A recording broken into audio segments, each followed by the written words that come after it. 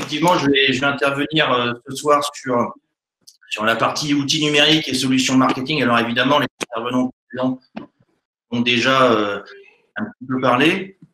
Moi, je vais vous donner quelques exemples. Je vais aussi, je dirais, vous apporter des éléments de réflexion. L'idée, c'est évidemment, personne, je pense, ne peut se prévaloir d'avoir les solutions. Mais en tout cas, voilà, je vais vous apporter des éléments de réflexion. Alors effectivement, Akenzi, c'est une société qui a plusieurs activités. Alors, il y a une activité, effectivement, dégustation de champagne, et puis une autre activité à destination des vignerons en particulier, sur le fait de justement vous accompagner dans cette fameuse transition numérique dont on parle maintenant depuis quelques années, hein, bien avant le coronavirus, mais qui aujourd'hui revient encore plus sur le devant de la scène. Alors, la transition numérique, on en parlait plutôt dans les grandes entreprises, et je pense que demain, on va en parler aussi pour les exploitations et les TPE au sens large. Alors moi, je vous ai prévu aussi quelques visuels. Je me suis dit que ça serait certainement plus agréable pendant ce confinement. Et je commence par ce premier visuel, en vous disant effectivement que il va falloir regarder demain les choses autrement. Je pense qu'on est tous d'accord. Comme disait Laurent, il y a un consensus là-dessus.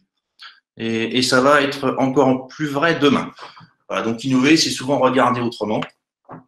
Et effectivement, une petite introduction aussi avec cette carte du monde vue par les Australiens, nos amis australiens. Alors évidemment, eux, quand ils regardent le monde, ils se mettent en haut et au milieu.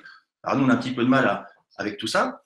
D'ailleurs, si on fait un petit peu attention, on se rend compte que quand nous, on regarde une carte du monde, on met évidemment la France en haut et au milieu. Donc, finalement, ils font exactement la même chose que nous, hein, ni plus ni moins.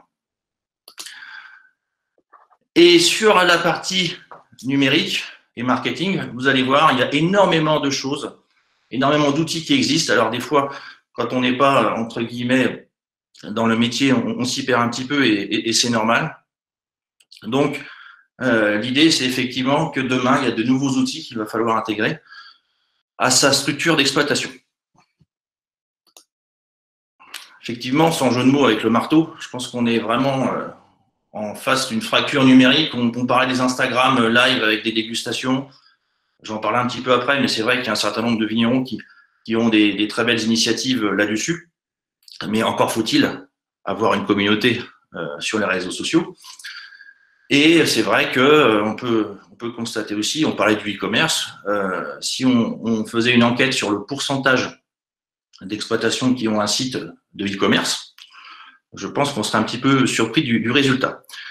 Voilà. En tout cas, je pense que la crise va confirmer tout ça. Ceux qui n'ont pas de présence en ligne aujourd'hui vont être pénalisés s'ils ne s'adaptent pas. Voilà.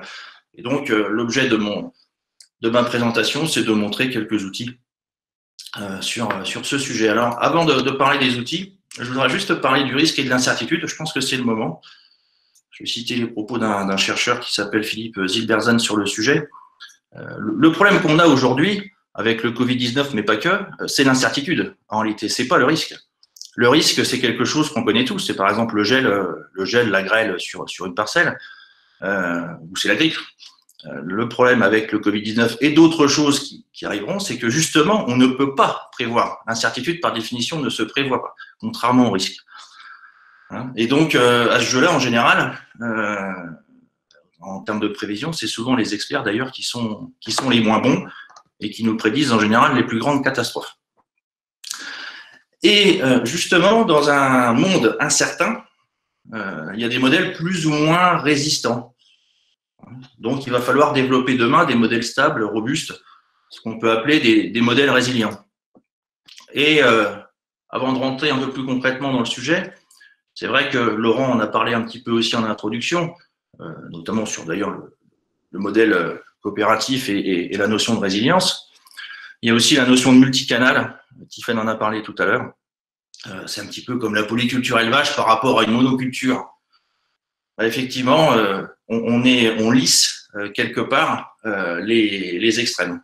C'est vrai que quand on regarde même en arboriculture, certains arboriculteurs vous disent dans le sud de la France qu'il y a une année qui va finalement compenser 3 mauvaises années. Voilà. Donc, si on est sur une monoculture, c'est pas rentable. Voilà, donc il faut différencier aussi, je pense, la performance économique et la résilience. Et les outils numériques, finalement, dont je vais vous parler, doivent être collectivement résilients. Et c'est, je dirais, le sujet de ma prochaine partie, où je vais prendre quelque part une expression ombrelle, un peu comme on parle de marque ombrelle en marketing. Et cette expression, vous la voyez à l'écran, c'est interagir avec son écosystème. Alors plus concrètement, qu'est-ce que ça signifie? Ça signifie déjà qu'il faut être conscient d'appartenir à un écosystème et de le définir. Les intervenants précédents ont évoqué aussi que finalement, on va réduire cet écosystème, cet environnement, qu'on va revenir à une dimension beaucoup plus locale. Et c'est vrai que quand on voit aussi les chiffres que présentait Bertrand Girard juste avant, on se rend compte qu'effectivement, une dépendance très forte à un marché, par exemple, peut être préjudiciable justement dans un monde incertain. Donc, finalement, notre écosystème, c'est le territoire Champagne avec tous ses acteurs, mais aussi les clients, les prospects, les réseaux de distribution, etc. Et le digital, justement, par rapport à ces dimensions commerciales et marketing, a énormément, je dirais, de solutions à apporter qui ne sont pas forcément d'ailleurs très chères. Mais pour ça, il faut connaître son environnement, son écosystème et s'adapter. Et le numérique a des outils qui permettent vraiment de faire tout ça. Et s'adapter, ça veut dire aussi peut-être changer de métier. Alors évidemment, le métier de vigneron évolue, et je pense qu'il va évoluer encore plus vite suite à cette crise, pardon. Par exemple, on voit aussi sur les dimensions marketing et communication que peut-être il est plus important demain de maîtriser l'anglais que de savoir, pour certains, conduire un tracteur. Il ne s'agit pas du tout d'être informaticien, si on commence à aller sur les outils numériques, mais il faut vraiment que ces outils restent des outils et ne soient pas des contraintes. Et je pense par exemple aux grandes entreprises qui ont intégré un nouveau métier depuis une dizaine d'années, qui est le métier de directeur de la transition numérique. Alors ça, évidemment, c'est pour les grosses entreprises, c'est pas pour les exploitations viticoles. Certaines maisons de champagne en ont un, en tout cas devraient en avoir un, j'imagine, à court terme, d'autant plus qu'il y a cette crise. Mais le vigneron, traditionnellement, qui dispose d'une gestion commerciale, d'une base de données, quelquefois fait des emailing, doit intégrer justement ces nouvelles compétences. Alors, demain, effectivement, on peut penser qu'un site de e-commerce sera quelque part un prérequis, mais il ne faut pas intégrer, faut pas comprendre, un site de e-commerce comme le seul canal de vente sur lequel on peut faire effectivement du direct avec les clients, mais il faut penser toute la chaîne de valeur avec aussi les intermédiaires et puis réfléchir aussi ce site un peu comme une base arrière, comme le font les hôtels. Les hôtels aujourd'hui, évidemment, ils vendent, je dirais, des chambres, ils vendent des nuitées sur leur site internet, mais une bonne partie se fait aussi sur d'autres plateformes. Je pense à TripAdvisor qui a d'ailleurs mis beaucoup, malheureusement, d'hôtels sous leur dépendance. Mais l'intérêt, c'est ça, c'est d'être capable de tout centraliser et d'avoir une stratégie globale. Il ne s'agit pas juste d'avoir un site de commerce, parce qu'un site de commerce, c'est pourquoi faire. Encore faut-il l'entretenir. Et puis, avoir des outils derrière, notamment, je viens d'en parler, du multicanal. Et donc, c'est bien ça, c'est le fait de finalement pas dépendre, je dirais, d'un seul canal et d'être autonome, mais finalement pas indépendant. Voilà. Donc, si on n'est pas indépendant, effectivement, on a des interactions. Je pense aux réseaux sociaux. Alors, je ne vais pas du tout, je dirais, dans cette présentation, développer toute cette partie. Mais enfin, aujourd'hui, je pense qu'on est tous d'accord pour dire que les réseaux sociaux comme Facebook, Instagram, etc. sont indispensables et ne relèvent plus de l'amusement ou de la sphère privée comme on pouvait l'imaginer il y a quelques années. D'ailleurs, on voit que Facebook est aujourd'hui de plus en plus délaissé par les jeunes. Ils vont sur d'autres réseaux comme Instagram, par exemple, qui est globalement, on va dire pour faire court, moins de 35, et puis Facebook, plus de 35. Donc, bien sûr, je raisonne en grand segment. D'ailleurs, on peut se poser la question aussi, je dirais, pour le champagne, est-ce que finalement Instagram est le canal à privilégier quand on connaît notre cible, qui est a priori plutôt au-dessus de 35 ans. J'en profite juste pour faire une petite analogie avec l'iPhone quand il est arrivé. Moi, je me rappelle la première fois où quelqu'un m'a montré un iPhone, tout le monde regardait comme par magie les photos qui défilaient avec le doigt. Aujourd'hui, c'est évidemment quelque chose de tout à fait commun. Mais à l'époque, c'était même très très innovant. Et tout le monde a dit que c'était finalement une gadget-trouvaille ou quelque chose comme ça, que ça servira à rien, ou en tout cas que ça resterait pour les particuliers, et qu'il fallait quand même être un peu sérieux et avoir un bon vieux BlackBerry. Aujourd'hui, je ne sais même pas si les plus jeunes d'entre nous, d'ailleurs, connaissent le nom BlackBerry. Voilà, en tout cas, aujourd'hui, il est évident qu'il est indispensable d'avoir une communauté et de l'animer. Et il y a beaucoup d'outils aussi qui existent pour faire tout ça. Aujourd'hui, sans tous les citer, il y a, je dirais, aussi le marketing de contenu. Alors, je ne sais pas si tout le monde aujourd'hui sait ce que c'est que le marketing de contenu. C'est finalement, pour faire simple, donner pour recevoir. En gros, si vous voulez vendre quelque chose, vous allez avoir un blog, quelque chose, des articles pour expliquer les choses. Voilà. Par exemple, si vous cherchez une antenne 4G, vous n'y connaissez pas forcément grand-chose, vous allez chercher sur Internet. En général, vous faites trois recherches et puis vous allez avoir confiance peut-être en celui qui va vous apporter des informations techniques et vous serez plus enclin à acheter. Voilà. Et ça, c'est, je dirais, un prérequis sur ce qu'on appelle aussi le fameux référencement, le SEO. Évidemment, bien entendu, il n'y a pas que les mots-clés, il y a aussi la fameuse e-réputation dont a parlé Tiffaine, les fameuses étoiles. On est toujours maintenant, finalement, sous le joug des mauvais commentaires. Alors, ça fait peur un petit peu à tout le monde aussi, les mauvais commentaires. Les commentaires. Olivier, il faut absolument que tu devais nous parler de… Parce qu'en fait, en termes de timing, je pense qu'on est un petit peu dépassé. Est-ce que tu avais prévu nous présenter, tu sais, l'offre que tu proposes là en live? Je sais que tu allais y venir, j'imagine. On avait parlé donc de trois techniques particulièrement intéressantes sur le marketing, les trois principales techniques marketing que tu voulais présenter. Est-ce que tu y venais? C'est ça?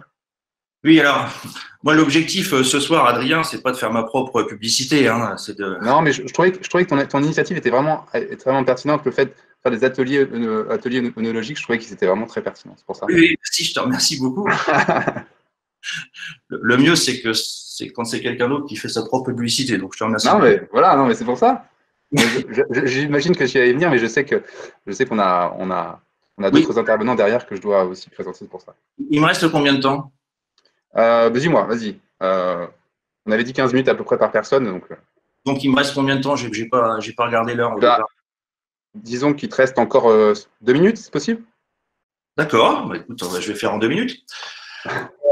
Alors, peut-être petite parenthèse sur effectivement ce que je propose. J'essaie aussi de m'adapter finalement et de proposer, je dirais, des services qui peuvent aider la filière et notamment les vignerons. Donc c'est pour ça que je me dis, je fais des dégustations de champagne. Je commence à mettre en place aussi des Facebook Live, alors plutôt Facebook qu'Instagram pour les raisons dont j'ai parlé tout à l'heure. On peut faire beaucoup de choses, je ne vais pas rentrer dans le détail, mais au-delà simplement d'une webcam ou d'un smartphone avec, je dirais, l'appareil photo selfie qui met des choses des fois à l'envers, on peut faire beaucoup plus de choses, on peut interagir directement sur l'écran, on peut faire plein de choses. Enfin, ça, s'il y a des gens qui sont intéressés, j'y répondrai avec plaisir, que ce soit à la fin de cette présentation ou même plus tard. J'ai mes coordonnées sur la dernière diapo. Mais ce que je voulais dire aussi sur tous ces outils-là, par exemple aussi, on peut tracer le comportement d'un internaute sur Internet. S'il va sur votre page Facebook, sur votre site Internet, sur un autre, etc., on a moyen de tracer les choses. Alors, ça fait peur, évidemment. C'est pour ça d'ailleurs que quand vous allez sur Google et Facebook, c'est gratuit parce qu'en fait, c'est vous le produit. Donc, vous donnez vos données. Et donc, quelque part, d'un point de vue professionnel, ça peut aider. On peut, par exemple, cibler quelqu'un qui est en couple depuis moins de 3 mois, qui vit à Reims régulièrement, qui a tel niveau d'études, qui a tel âge, et pourquoi pas même, je l'ai vu dernièrement, qui aime Johnny Hallyday. Alors, je ne sais pas si ça sera très utile pour vendre du champagne, mais ça vous montre la puissance des outils. Voilà. Ensuite, sur le métier de vigneron, je voudrais revenir un petit peu là-dessus. On voit des initiatives qui sont très très bien sur, j'en parlais, Instagram, dégustation, etc. Ou même finalement la présentation du métier. Alors, il faut faire quand même attention, c'est que on doit tous défendre collectivement la marque Champagne. Et la marque Champagne est forte. Et quoi qu'on dise, le champagne est un produit de luxe. D'autant plus d'ailleurs, sorti confinement. Donc on peut créer de la proximité, on peut créer de la convivialité, du lien, etc. Mais il faut quand même rester dans ce qu'on pourrait appeler le haut de gamme. Alors, même si, évidemment, il faut féliciter les démarches.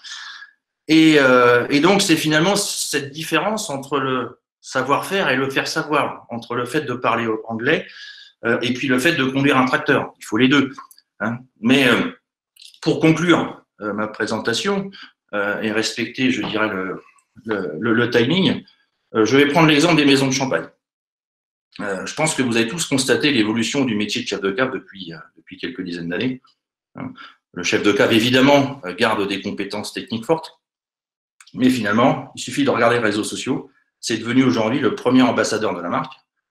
Et d'ailleurs, plus la marque est forte, plus en général, il passe une proportion de son temps dans les avions plutôt que dans la cave. Voilà, donc pour conclure, je dirais qu'il faut vraiment penser maintenant outils marketing et numérique. Ce n'est pas forcément des gros investissements. Et les choses évoluent tout le temps. Et donc, évidemment, je suis à la disposition de chacun si vous êtes intéressé. Merci beaucoup.